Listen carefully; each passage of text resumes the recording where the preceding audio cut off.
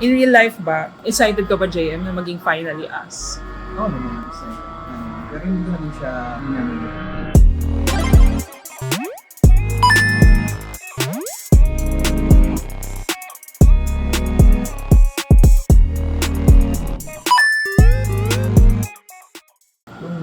Sa akin kung tatargetin ko yung audience, siguro yung kilig. Kasi yun ang hinahanap ng karamihan. Pero, as an actor, masarap ng giving ka. Ako din heavy drama kasi gusto kong test kung hanggang saan yung limit ko.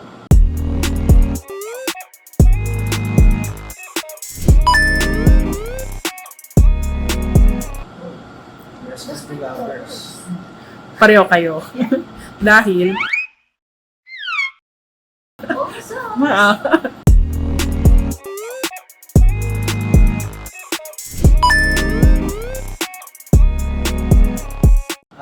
Tapusin na natin to. sige. mysterious. Aamin na daw, sabi ni JM. Okay, may wall na dito. Yun ay sa akin.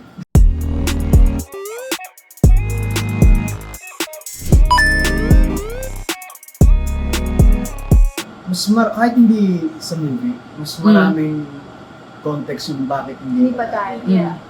Mas Um, madaming nakakaranas Mas ng bakit. maraming kwento. Yeah. And mas madami siyang, actually, mas madami naging problema ng mga tao. Bakit hindi pa tayo? So, masasabad na almost last year.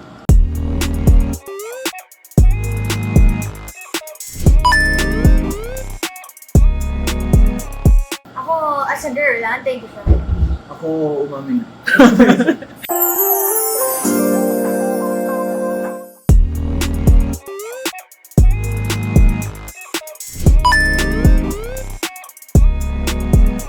Hindi naman namin kailangan i-launch. Siguro mas pinapahalagaan ko yung nasa amin lang.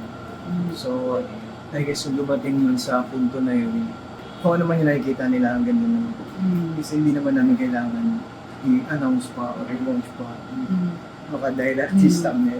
Mahal namin ang mga fans namin, pero mas mahal kami ng mga fans namin na they know kung paano respeto ng privacy namin. Okay. So, ang gets naman na nila. Kung ano nakikita nila, sila. Okay. Happy sila.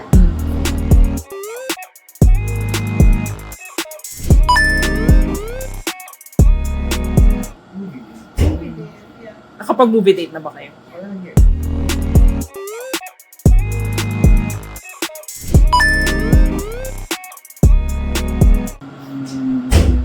Finally. Kasi nabigay sa movie na to, nabigay na lahat ng plano kung bakit almost last. So, I guess parang mas lalawak yung range sa finally last. Excited. Ako lang. Sir. Excited? Excited na maging finally us. Wala na naman. In real life ba, excited ka ba, JM, na maging finally us? Ako naman, excited. Pero hindi ko naman siya manyaman. Nandun lang yung excitement, pero hindi ako gagawa ng para manilin natin yung bagay. Para at least, kung dumating man, masaya. Yeah.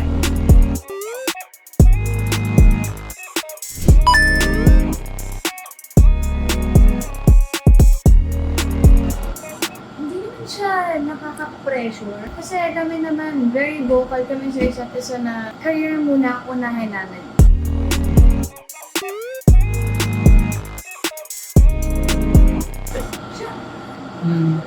Ang being together, my friend. At saka, masaya kami kahit off kami. So, pagdating sa trabaho, may way para ma-enjoy namin yung trabaho kahit mabigat yung pressure, mabigat yung ginagawa namin. May part pa rin na nag-enjoy kami. Like, mabilis kami makalabas dahil yung kasama namin isa't isa. So, nagiging magaan lang. Hello everybody, I'm Xiaang. Enjoy. And I hope panoodin niyo po ang aming first solo film na Almost Us. Malapit na po yan sa May 6 na, directed by Dan Villegas from Regal Entertainment and Project A Projects.